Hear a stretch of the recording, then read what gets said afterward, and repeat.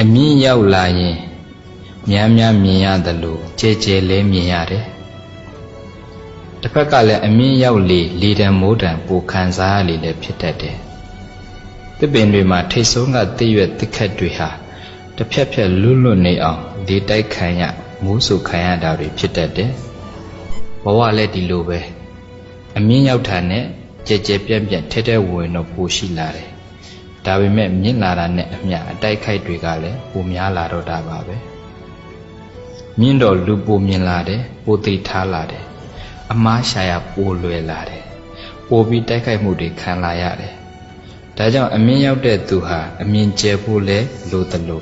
ဒဏ်ခံနိုင်ဖို့လဲလိုတယ်များများနဲ့ကြဲကြဲကြည့်တတ်ဖို့လိုသလိုအတိုက်ခိုက်တွေမှာလဲရှောင်နှင်းတတ်ဖို့လိုတယ်တစ်ပင်ထိပ်ဖြားကတစ်ခက်တစ်ရွယ်လေးတွေဟာအင်အားပြင်းတဲ့လေတံမိုးတံတွေကြားအလိုက်သင်လှုပ်ရှားနေရင်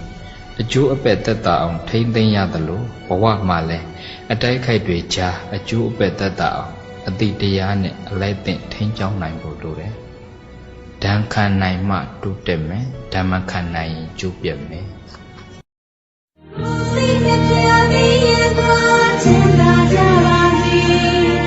It's